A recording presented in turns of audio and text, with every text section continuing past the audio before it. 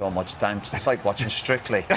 I just can't believe what I'm watching. I really can't. Brazil, fantastic. South Korea, my goodness, I can't believe what I'm watching. But South Korea, I've got. Is this Mickey taking now? No, I don't like this. I know, and he's made the point about culture and it's the way, but I think that's really disrespecting the opposition. What? Because it's 4-0. Because they're doing it every time. It's 4, and they're doing it every time. I don't mind the first kind of jig, whatever they're doing. It's the one after that, and then the manager getting involved with it. No, I'm not happy with it. I don't.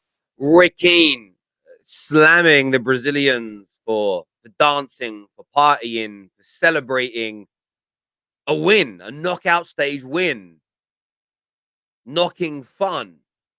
Does he have a point? Or is this just a grumpy old man who's stuck in the mud? Hit the like and the share button, subscribe to the Football Terrace. Let's go. Roy Keane isn't the only individual. We'll get onto that in a little while. And I do understand, to a degree, where he's coming from. That sometimes things in football, certain types of showboating on the pitch with the ball, will be looked at as winding up opponents, mocking your opponents. But I think that only really counts when if they were beating Qatar, if they were beating a really small average nation at football, Wales, someone of that ilk, maybe. But South Korea are no mugs. South Korea are a good team. This is the knockout stages of the tournament. And they really arrived yesterday, Brazil. So seeing this level of kind of outrage is really strange to me. But we also saw it, didn't we? When England returned back to their hotel, we saw those kind of, I mean, I'm getting towards my late 30s, but I don't sit in this category. But, you know, men in their late 30s, 40s, 50s and beyond, they just see this type of behavior as, like gross and out of line. They see it as disrespectful, over egging it. And I don't know what it is. I do think that, you know, there is a cultural thing here for a lot of people, or at the very least, a sort of like an overzealous want for people to be kind of reserved. And the world is changing. So kind of hearing it has been crazy frustrating to me. But I want your thoughts and I want your feelings right now. Hit the like and the share button for us. Again, today we're sponsored by our brilliant friends at the Hitch app. You want to make sure that you get this downloaded now. The best World Cup predictor out there, predicting all the results between now and the final. When you use it, you get paid money.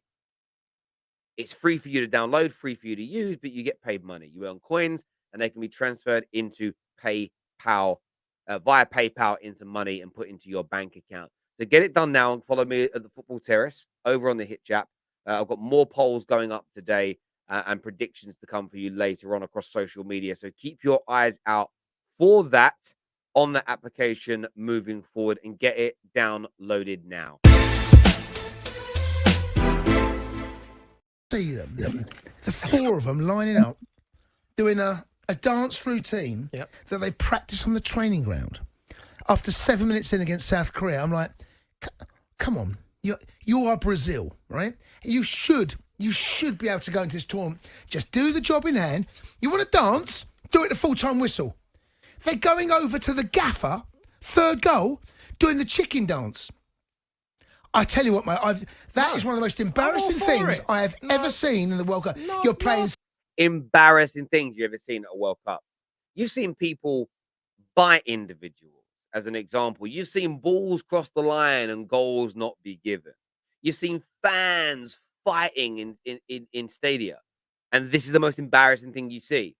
And what's really crazy, I'm not getting at Chelsea here. Cundy is a big Chelsea man. Just search Chelsea celebrate with dancing. And you'll find recent years the likes of Mason Mount dancing on a football pitch when scoring goals. Chelsea Football Club had a celebration in the 90s where all the players would slide in together and like pose for a photo. I swear he was part of that. This is the thing. Roy Keane, the same thing a moment ago. You used to get Paul Ince and Giggsy and Lee Sharp used to dance. That weren't slammed by them at the time. These men are just making football boring. These men are not moving with the times. And yes, they're dancing after scoring these goals. That feel-good factor, that togetherness, that feeling of unity is not only cultural for Brazilian people, it's not cultural for everybody to dance like that. I kind of feel maybe if it was the Japanese, maybe even the English to a degree, that would be a little forced.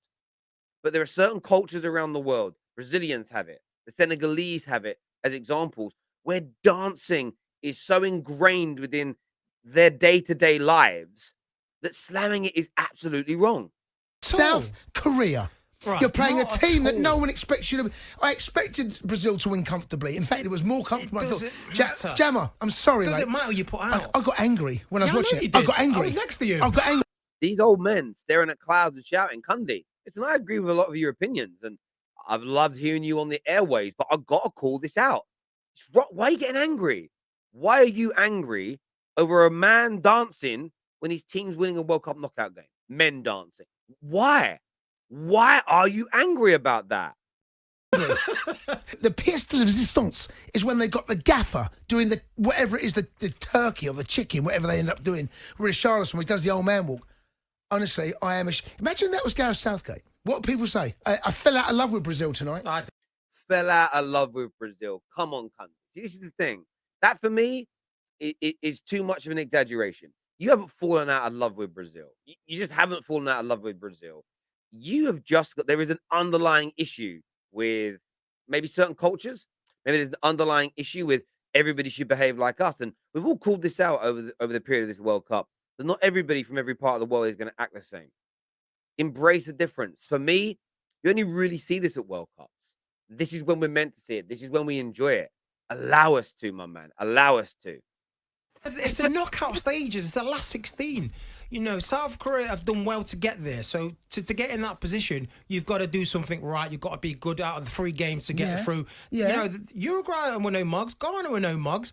So they warrant that to in the knockout stage. Gemma, of course they do. Gemma. It's World Cup football. That's what it is. Bebeto. Look at Cromwell's little goal when he scored and he does the baby hug. And you got Roger Miller. It's in their DNA. No.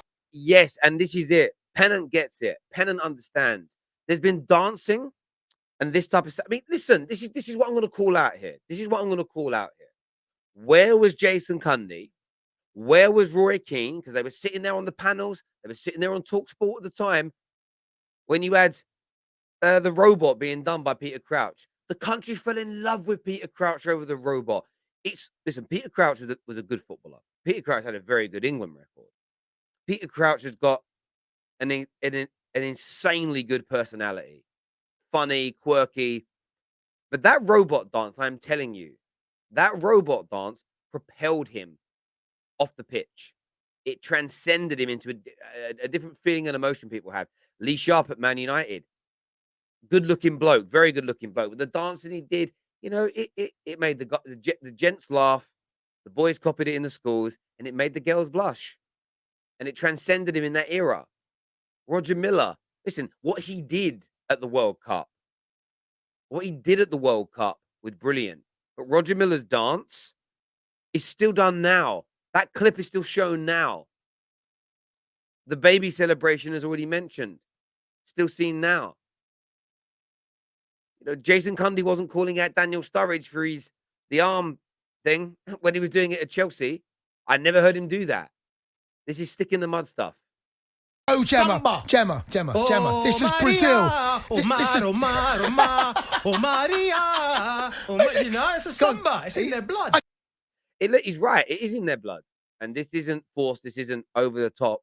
And we've seen what the Qataris have put on during this World Cup when teams go back to their hotels. The hotel staff are celebrating. There's fans in there celebrating. It's great. It's what we want to see. And I've had this argument so many times with Lee Gunner over the past few months on the terrace. This celebrating like irrelevant wins. I can't get on board. I can't get on board. And I tell you why I can't get on board is because when you break it down and you look at it, when you break it down and look at this, and I want to make sure I'm saying this in the right way, and I want to be respectful, but I've got to come out and say it, right? There's no such thing as an innocuous win. There's no such thing as a pointless win, unless you win a legitimate dead rubber game. So you've already won the Premier League and you win a game, or you're already relegated and you win a game, or you're already out of the World Cup and you win a group game. That is pretty inconsequential. But even then, some nations will still celebrate because you might have scored your first World Cup goal. Might be your first win of the season. It might be you break a record, as an example.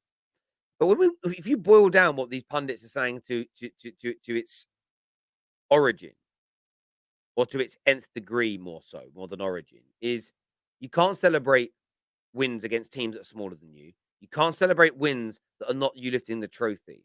Well, let's bring that into individual games. Do you not celebrate goals that you score? Do you not celebrate great saves that keep you in games? Do you not celebrate an opponent missing a penalty? That when the fans get to cheer, when the fans get to be happy, when do the players get to relax? When do the players get to have fun? When you start boiling this down, you're taking the life and the fun out of football. Now, football is first and foremost about winning those trophies. But along the way, entertainment, fun, and all that jazz exists. And I think calling out nations that have dancing in their culture, the Brazilians, the Senegalese, as an example, calling them out is, for me, it's just it's so disrespectful to their culture. It's so disrespectful to their culture and what they enjoy doing.